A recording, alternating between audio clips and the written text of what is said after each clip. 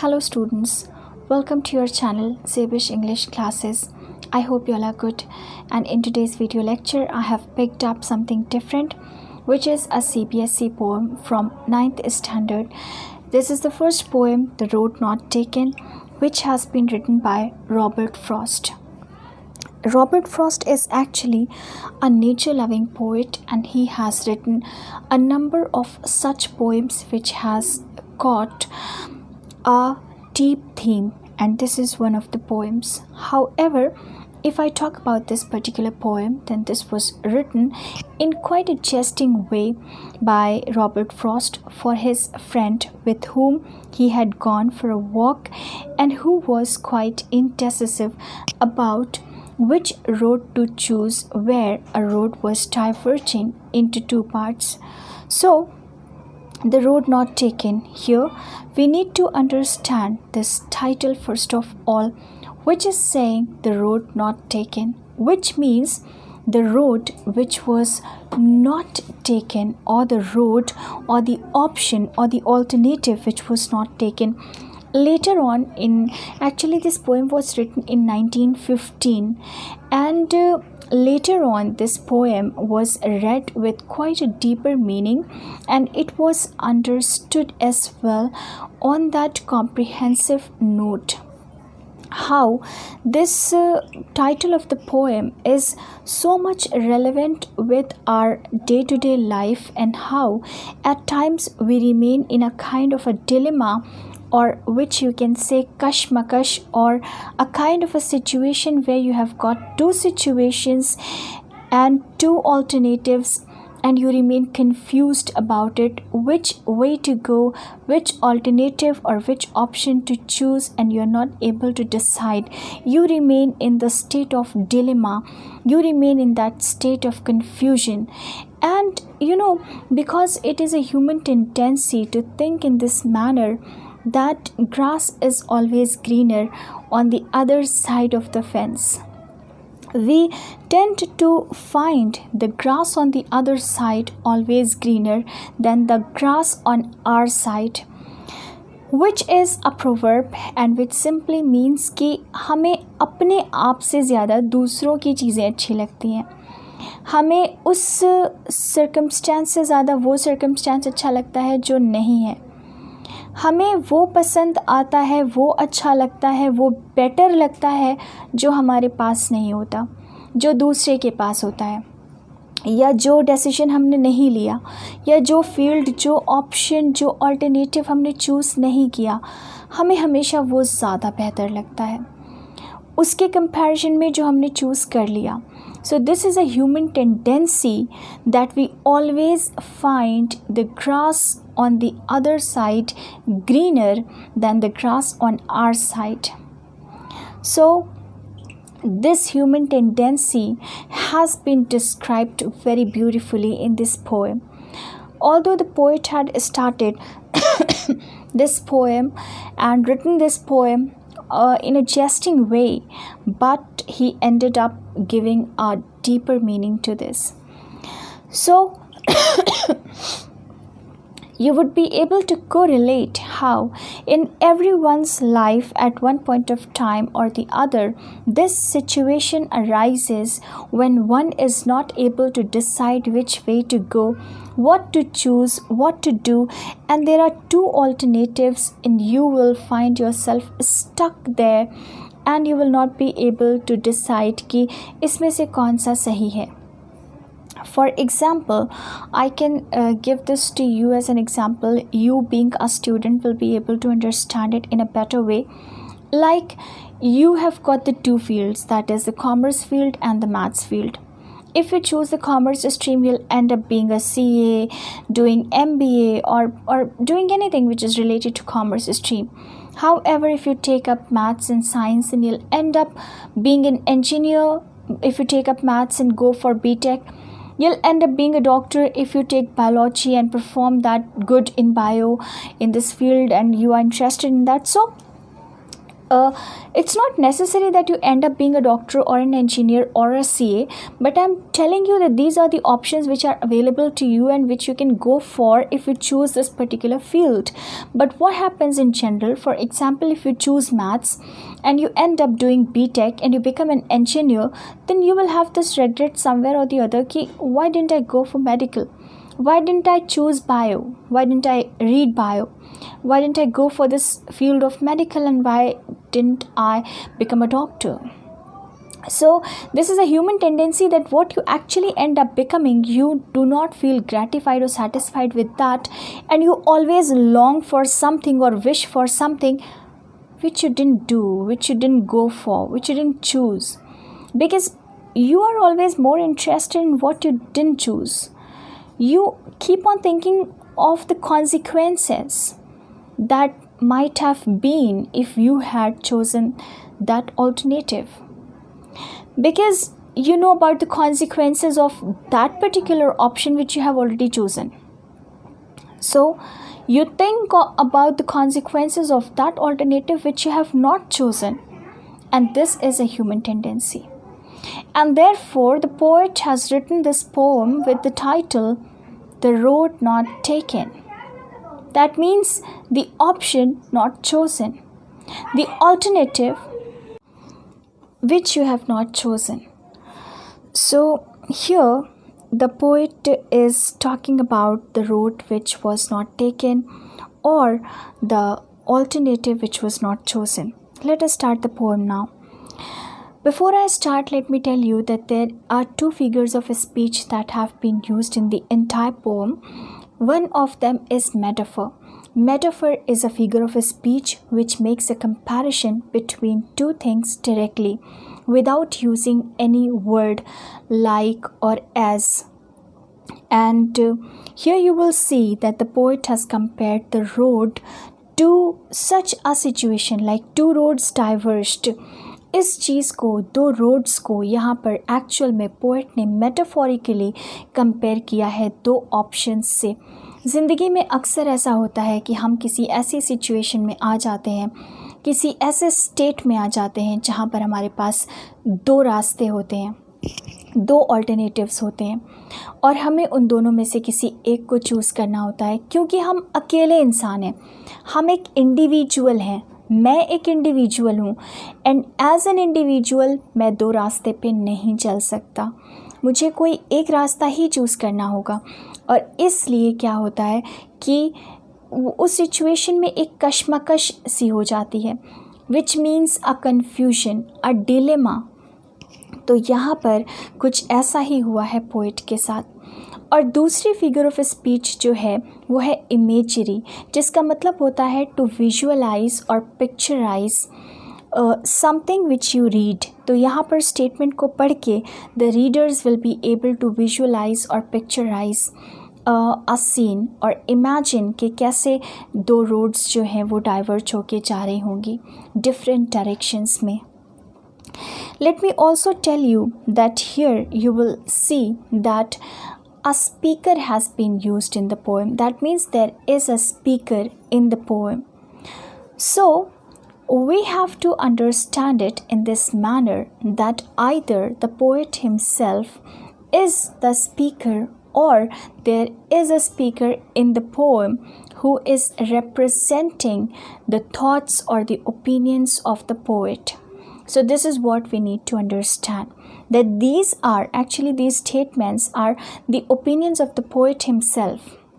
So this speaker we can take as the poet himself, this speaker can be the poet himself, or we can say it in this way that there is a speaker in the poem who is representing the poet and representing his opinion or thoughts through these words. So we have to now go through the poem and understand how it goes.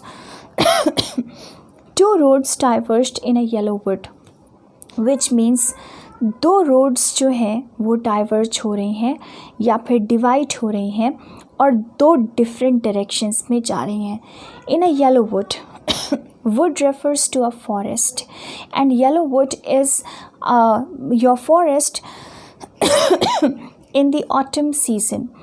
और जब एक ऐसा season होता है जब leaves yellow हो रही होती हैं, ऑटम सीज़न होता है वो, जब आपकी लीव्स येलो में टर्न हो रही होती हैं, येलो लीव्स हो रही होती हैं ग्रीन लीव्स से। तो एक वुड का यहाँ पर मतलब जो है वो फॉरेस्ट है। इसको मेटोनिमी कहते हैं, एक फिगर ऑफ स्पीच है ये, जहाँ पर हम एक वर्ड से किसी और चीज़ को रिप्रेजेंट कर रहे होते हैं, जैसे वुड से फॉरेस्ट को रिप्रेजेंट कर रहे हैं। तो एक फॉरेस्ट एरिया से दो रोड्स डाइवर्ज हो रही हैं और डिवाइड हो रही हैं और दो अलग अलग डायरेक्शंस में जा रही हैं। इसे जब आप इमेजिन करते हो तो कहीं ना कहीं आपके दिमाग में ये बात आती है कि ऐसी ही कई बार ज़िंदगी में सिचुएशन आती है जब आपके पास दो ऑप्शंस होते हैं जो आपको बिल्कुल अलग अलग जगह पे ले जाके खड़ा कर देंगे। For example, as a student, you can understand that if you take up engineering, if you take up maths and you end up doing BTech, then you will end up becoming an engineer. However, if you take up bio and go for the medical field, then you will end up being a doctor. And in these two different cases, you end up being two different professionals, and which will decide your different career, different lifestyle, everything else. So this is how the consequences of your decision are going to be completely different, and therefore what you choose today is going to impact you in future. Therefore, it happens that a person remains confused about it and remains in the state of dilemma कि हम कौन से option को choose करें, क्योंकि आज हम जो चूज़ करेंगे उससे कल हमारा डिसाइड होगा।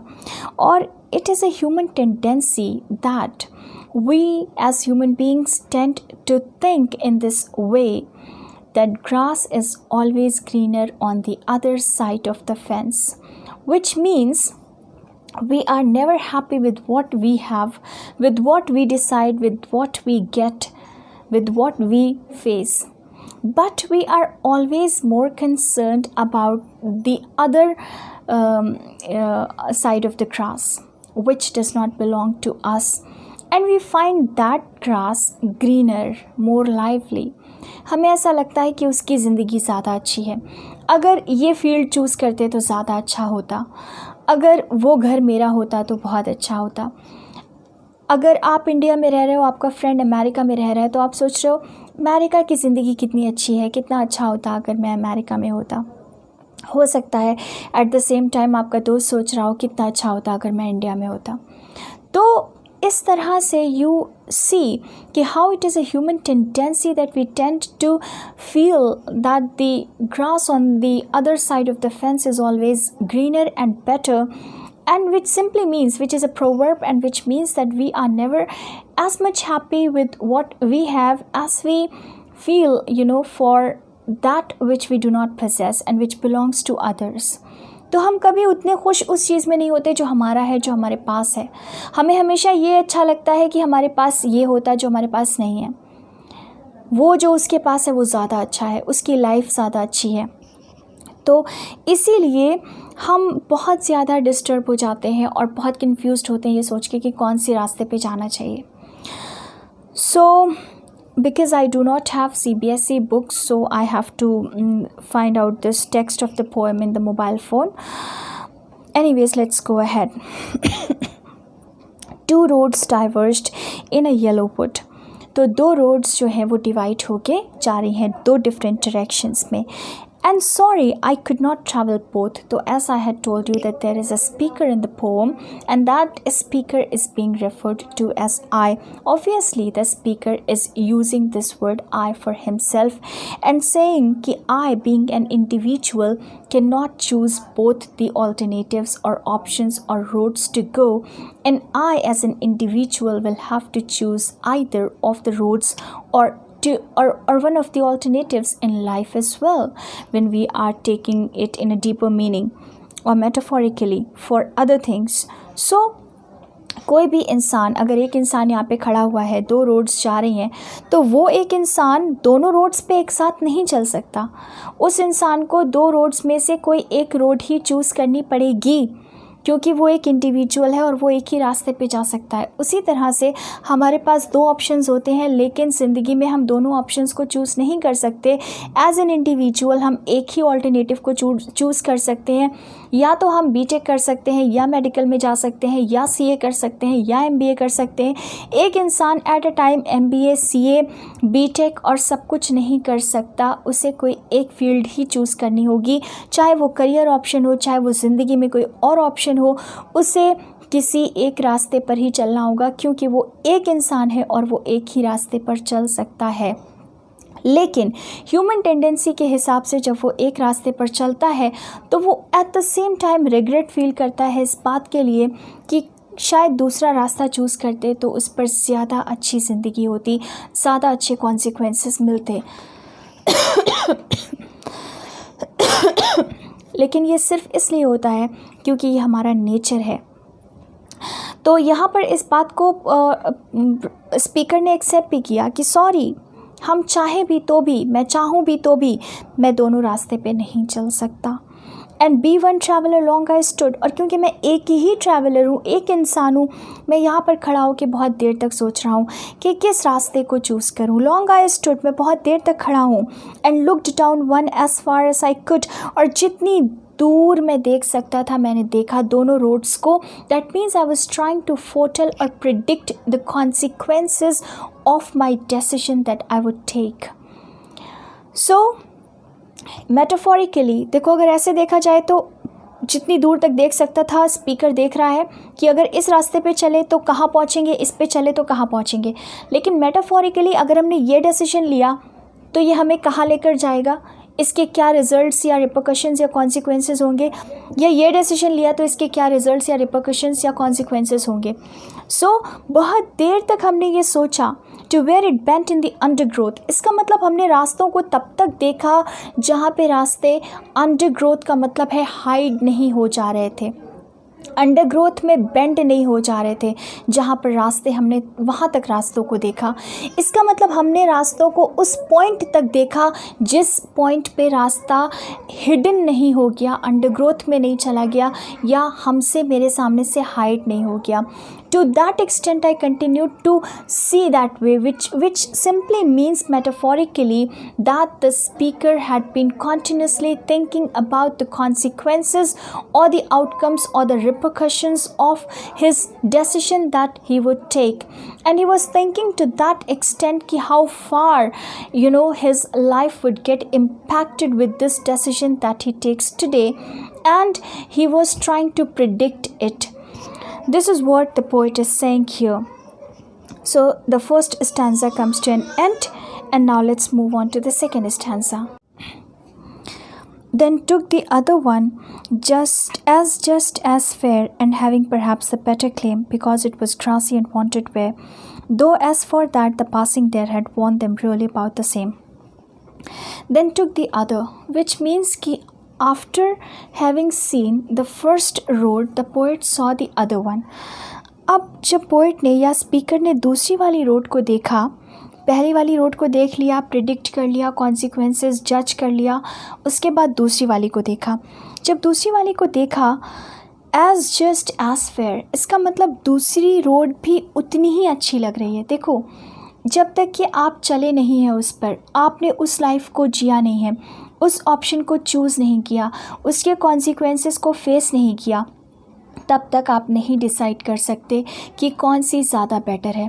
तो इस पॉइंट पे खड़े होकर दोनों रोड्स को देखोगे जब, तो दोनों आपको इक्वली फेयर और इक्वली जस्ट नज़र आएगी कि दोनों ही सही है, दोनों ही अच्छी है।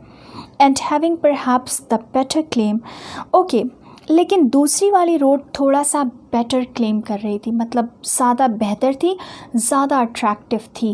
क्लेम का मतलब यहाँ पर है अट्रैक्ट करना। क्यों बेटर तरीके से अट्रैक्ट कर रही थी? बिकॉज इट वॉज़ ग्रासी, मतलब वो बहुत ज़्यादा ग्रासी थी। इसका मतलब उसकी मेडोज़, उसकी ग्रासेस ऐसी थी जिसे देखकर लग रहा था जैसे इस पर अभी तक कोई चला ना हो।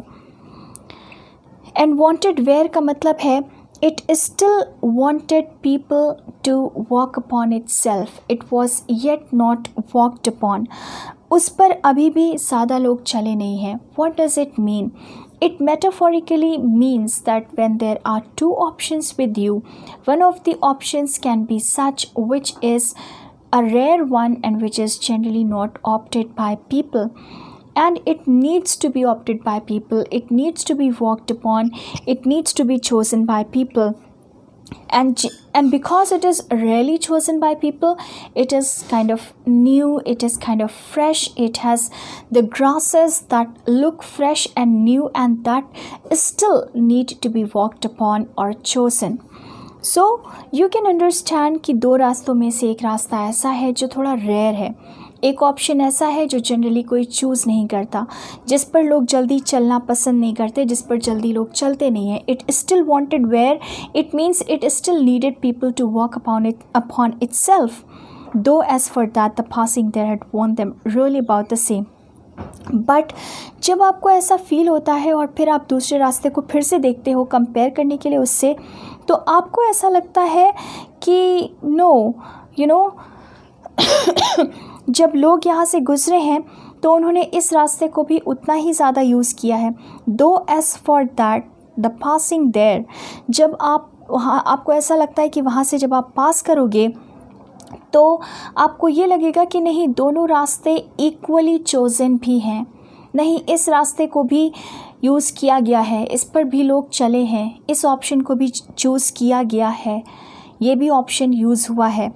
And both that morning equally lay in leaves no step had trodden black. और उस पर्टिकुलर सुबह की बात करें जब स्पीकर वहाँ पर खड़ा होकर दोनों रास्तों को देख रहा है तो उसे ऐसा फील हो रहा है जैसे आज की मॉर्निंग तो ये दोनों रास्ते एकदम इक्वल जस्टिफाई कर रहे हैं, अपने आप को इक्वल तरीके से अपने आप को क्लेम कर रहे हैं. और in leaves no step had trodden black, और वहाँ पर जो पत्ते पड़े हुए हैं और बिकॉज इट्स ऑटम सीज़न तो वहाँ पर ज़ाहिर है लीव्स पड़ी हुई हैं गिर गिर कर शेड ऑफ होकर ट्रीज़ से, लेकिन एक भी लीफ ऐसी नहीं है जिसको देख के लगे कि अभी उस पर लोग चले हैं या फिर चलने की वजह से लीफ का कलर चेंज होकर ब्लैक हो गया है. Trodden means walked upon. इसका मतलब ये है कि उस पर्टिकुलर मॉर्निंग का मतलब है उस पर्टिकुलर फेज़, उस पर्टिकुलर टाइम पीरियड, उस पर्टिकुलर एरा की बात की जाए तो वो जो एरा शायद it is a wider concept, but time या फेज़ या उस पर्टिकुलर पीरियड की बात करें तो उस ड्यूरेशन में, जैसे कि यहाँ पर मॉर्निंग से रिप्रेजेंट किया है कि उस सुबह, क्योंकि अभी अभी सुबह हुई है तो इट इज़ ऑल फ्रेश, और ये दोनों रास्ते इक्वली क्लेमिंग हैं और दोनों पर ही अभी कोई भी नहीं चला है, और जो पत्ते वहाँ पर पेड़ से गिरकर पड़े हुए हैं वो अपने ही कलर में हैं. अगर उस पर कोई चल के गया होता तो वो ब्लैक हो जाते, तो अभी वो ब्लैक नहीं हुए हैं. Oh I kept the first for another day. तो हमने ये सोचा कि चलो पहले वाला जो रास्ता है इसे हम अगले दिन चलेंगे इस रास्ते पर. पहले वाले रास्ते को हमने छोड़ दिया नेक्स्ट डे के लिए. Yet knowing how way leads on to way, I doubted if I should ever come back. मान लो आप ये सोचो, चलो ठीक है आज हम ये ऑप्शन चूज़ कर लेते हैं, दूसरा वाला ऑप्शन हम कल चूज़ कर लेंगे. बट ये कोई खाना नहीं है कि आज ये टेस्ट कर लेते हैं कल वो कुक करके उसको टेस्ट कर लेंगे. ये कोई मील नहीं है, कोई डिश नहीं है. It is an option, it is an alternative. उन्होंने कहा मुझे खुद इस बात का रियलाइजेशन है कि आज मैंने जो रास्ता चूज़ किया वो रास्ता मुझे एक के बाद एक मतलब टर्न्स आते जाएंगे उस रास्ते में, और फिर मैं एक ऐसी जगह, एक ऐसे पॉइंट पे पहुंच जाऊंगा जहां से वापस ही नहीं आ पाऊंगा, इस पॉइंट पे जहां से फिर दूसरे रास्ते को चूज़ करने का मौका मिले. बिल्कुल ऐसा ही ज़िंदगी में होता है कि अगर हमने एक ऑप्शन को चूज़ कर लिया तो फिर हम ज़िंदगी में उस ऑप्शन को चूज़ करके इतना आगे बढ़ जाते हैं कि फिर वहाँ से इस पॉइंट पे वापस आना और इस पॉइंट से फिर दूसरे रास्ते को चूज़ करके अपने आप को दूसरा मौका देना ये पॉसिबल नहीं होता. इसलिए हम ये नहीं कर सकते कि आज ये वाले रास्ते पे चलते हैं, कल दूसरा ऑप्शन ट्राई करते हैं. This is not an option given to us in life. I shall be telling. So the poet himself is saying, or the speaker is saying, that I doubted if I should ever come back. I knew कि हम वापस ही नहीं आ पाएंगे. I shall be telling this with a sigh somewhere ages and ages hence, शायद हम ये बात एक साय के साथ, sigh is a deep breath, एक गहरी सांस लेकर बता रहे होंगे।